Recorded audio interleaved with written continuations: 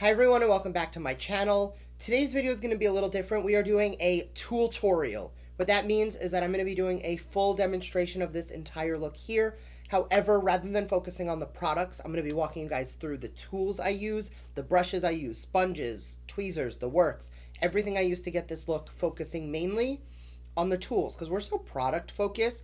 And then I realize I don't even talk about what brush I'm using half the time. So if that's something you're into, make sure to keep on watching. And please don't forget to subscribe because I do upload 3 times a week. That is the best way to stay up to date on all the fun stuff I'm posting. Also, don't forget to hit the notification bell so you will be notified every time I upload, which is 3 times a week. Also, I did list in the description box all of the products I used as well as the tools I used. If you have any more specific questions, make sure to sound off in the comment section because I do try to answer all of the comments I can. I'm usually pretty good. But sound off in the comments and I'll make sure to answer whatever questions you guys are looking for. And let's jump right into the video.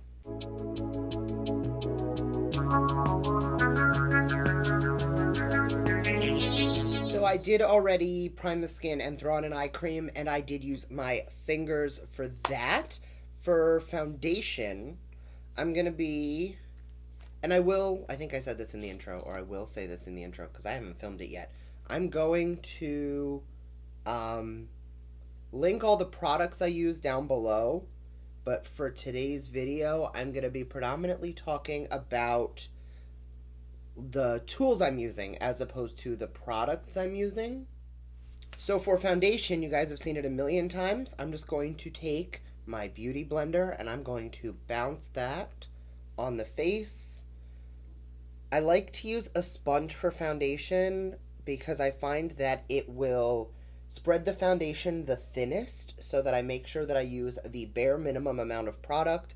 I can always build it in, but it doesn't feel heavy on the skin and it doesn't get cakey throughout the day because I'm genuinely soaking up whatever product I don't need and moving it around the face so that it goes where I need it to go. From time to time, I do like to really swirl it out with a brush and then I'll take the sponge over it just to kind of finesse the product a little bit more and make it look a little more perfect. But on days like today where I'm not in a rush, I don't really have a lot I have to get done, I can take my time to really just focus on blending that foundation out with my sponge. For concealer, it is the same story. I like to use a sponge just because I find that it is the most precise. You will notice that I will start blending out the center of the face just because that is where I want the least coverage, and the longer you leave your concealer on, the product will dry down a little bit and you will end up getting more coverage in those locations.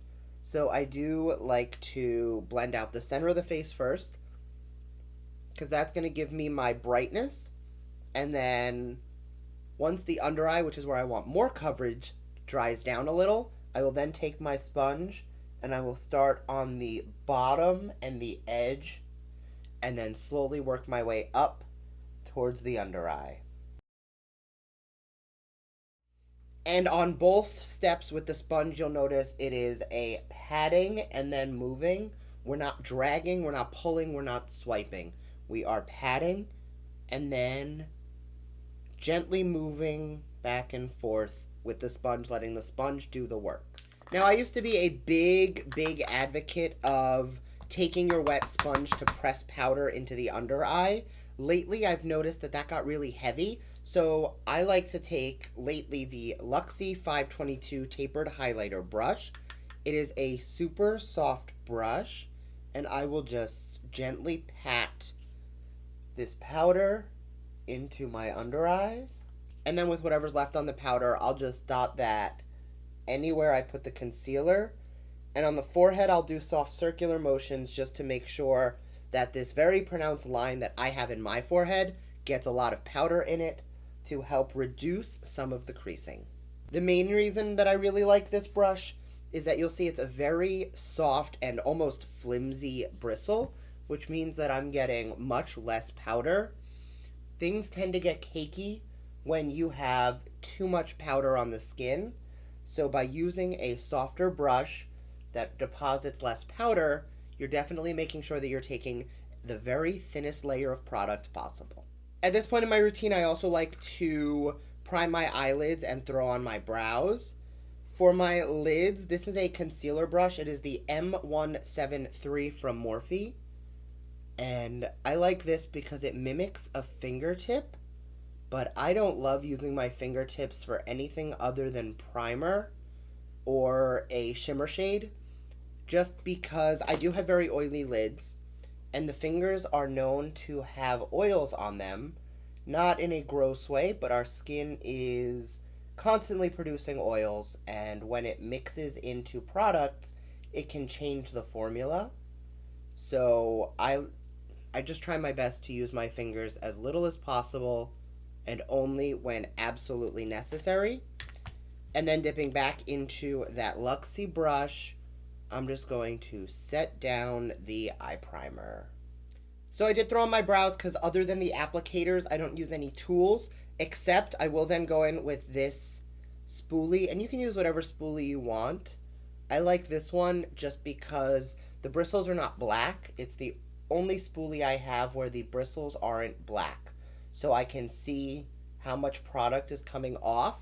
That's a good way for me to be able to judge if I am overusing product or not, because I do like to go in with a light hand, and rather than have a whole bunch of product in my brows that I'm then just pulling off, I would rather go in with less. So the base is done, and believe it or not, we've used 3 brushes and a sponge, and that's it. That's pretty typical for me. And then once we get to the face, I use about 30 more brushes. So to contour, this is the Luxie 512 small contouring brush. This came in a BoxyCharm, and it was part of the festival set.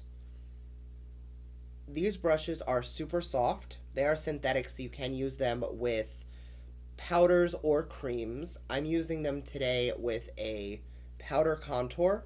The reason I like this brush for contour, and you can see from the side I didn't do to the side I did, because it's a little bit on the flatter side, and by flatter I mean it is an oval, I can take my product, taking it the flat ways, I can do soft circular motions onto the cheek where we want to give the most product development.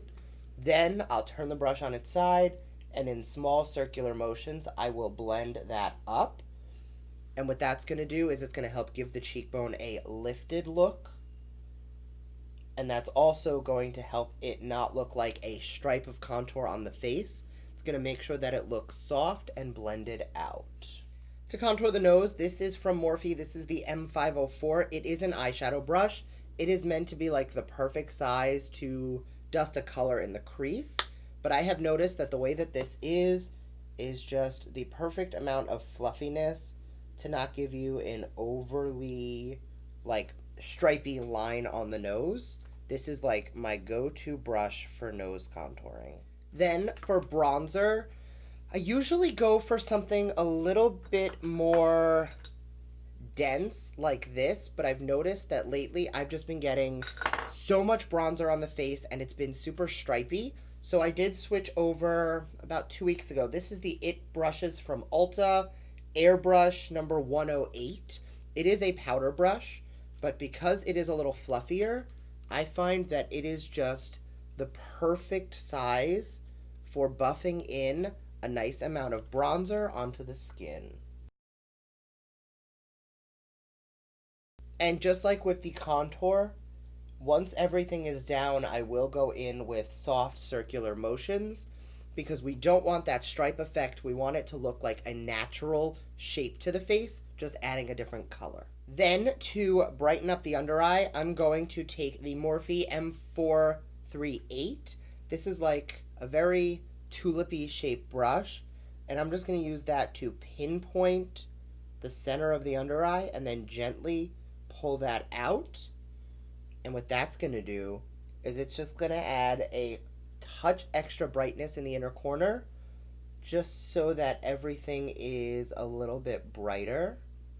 And then I'll just take a little bit of that powder on that same brush anywhere I put concealer, just to further brighten the area. You can tell I love this brush because the entire, you see all those dents? That's from years of me tapping it on the end of my mirror.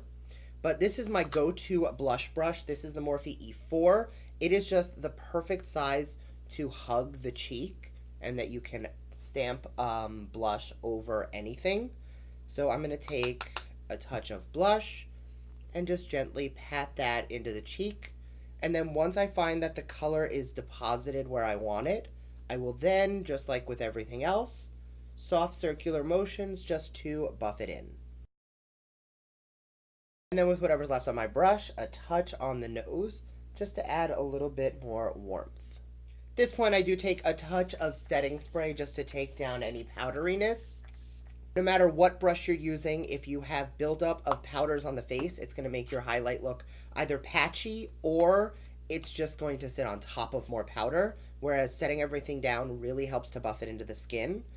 And taking the Fenty Beauty 120 highlighter brush, I'm going to dip that into a small amount of the product, and while the face is still a little wet, I'm just going to start at the brow, pull it down, and then circular motion onto the cheekbone. And you see how that just gives you this soft focused glow effect? And then what I'll do is, if I want it to be a little more blinding, I'll take a touch more and I'll just go over just the cheek area, just to make sure that it's really glowy. And then dipping back into my blush brush, I will just gently pat whatever blush tone is left on the brush just to blend the highlighter and the blush together. And then if I want a little bit more of like a spotlight highlight on the cheek, I'll take, this is from Morphe, this is the M501, and I will just use that on the very bottom of the cheek just to add that really spotlight pinpoint of brightness. So 2, 3, 4, 5, 6, 7. I have 7 brushes in front of me for eyeshadows today. I don't always go in with all 7, but these kind of shapes are the things I typically will go for. So the first thing I will do is I will grab something with a fluffy flat top. This is the Sigma E35, and I'll dip that into whatever my transition shade's going to be, and I will use the flat side of that brush just to make sure that I'm depositing that color directly into the crease. And you see how that's just going to give you your definition? Then, going into, this is the Makeup Shack T50. This is more of a domed top and fluffier blending brush. I'm going to take a little bit of a deeper brown, and I'm going to use that to blend out the transition shade, and then once the socket is defined in small circular motions, I will buff that up towards but not into the brow bone. Then going into, this is actually a Sephora concealer brush, and it has the perfect like flat side for really building up the outer portion of the eye. I'm going to go into a dark chocolate brown, and I'm going to start by pressing that into the lid, and then taking a touch more, I'm going to blend that up towards the crease. Then going back into my blending brush, I'm just going to make sure that everything is diffused and nothing is looking harsh. Then I'm going to pick up a silver shimmer shade on a packing brush. This is the Makeup Shack T49. And I am going to grab a little bit of Fix Plus, and I'm just going to spray it so that we eliminate fallout and make sure everything is extra foiled. Once again, back to the blending brush, we're just going to make sure that that silver is just where we want it and not buffed up at the crease. We're just going to diffuse that in. And then on the slanty side of that blending brush, I'm going to go a tiny bit into that dark brown again, and I'm going to just blend that into the lid. Then taking my Sigma E45, which is a pointy tipped brush, I'm going to dip into a tiny bit of black shadow, and I'm just going to pull that dark brown around the eye just to further deepen up just the very outermost portion. And I'm going to go into my blending brush and just blend that into the brown. Next, we're going to take those same colors and mirror them on the lower lash line. But before I do that, I'm going to throw some black liner on the waterline, and I'm going to tight line the upper rim as well. Then on a flat brush, this is from Alamar Cosmetics, I'm going to take that black shadow and I'm going to stamp it right on the waterline, but I'm not really going to drag it lower. Then on a pencil brush, this is the Morphe E46, I'm going to take some of that darkest brown and just buff that over the black and really just on the outermost portion of the eye. This is going to help to shape the eye and uplift it, especially because my eyes are slightly downturned and a little hooded. Then going into that super soft ashy brown that we used in the crease on my Luxie 209 large shader brush. I'm just going to put that right in the under eye, and I'm going to go back and forth to really buff out that shadow. Then one last time going into that shader brush with my lighter transition shade, I'm just going to basically wash that light brown around all of that black and dark brown, just so that everything on the bottom looks harmonious with what we've done on top. On my Morphe M213, I'm just going to use this precision detail brush to highlight my inner corners. Alright, so off camera I did just throw on some mascara, and now I'm going to be putting on my lashes. So the way I like to put on my lashes is I take my Tartiest lash tweezer and I will pinch the lash. I've done a whole dedicated video just to lashes, so I am going to be going through this pretty quickly today. But while I am holding the lash, I will just paint on some of the lash glue. I will give it a little bit of time to dry down, and then I will pop that right on the eye.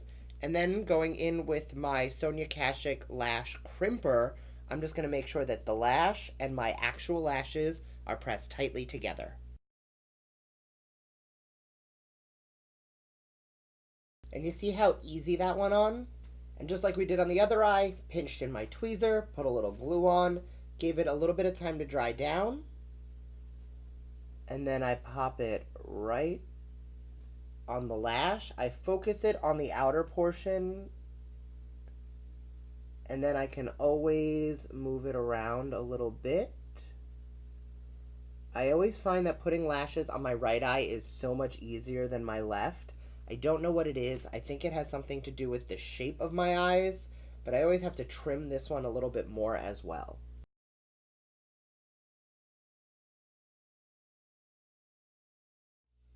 And now that the lashes are on, last thing to do is throw on a lip. So, I mean, I'm getting a couple different vibes of what I want to do today. I'm going to grab, this is the Coquette Nude Gloss from Alamar Cosmetics. It's literally just a light nude gloss, but super comfortable and super warm. That's really pretty. Normally I would pair a look like this with like a super burgundy lip, but I feel like I just did that and it's still summer. And that is the finished video. So thank you guys so much for watching. I hope you found this helpful. I will make sure to link all the products I used below, but more importantly today, I will make sure to list all of the tools and brushes I used. If you have any questions on anything I used today, or you want any more in-depth explanation, do let me know in the comment section, because I do go through and answer comments, and I will see you guys next time. Bye!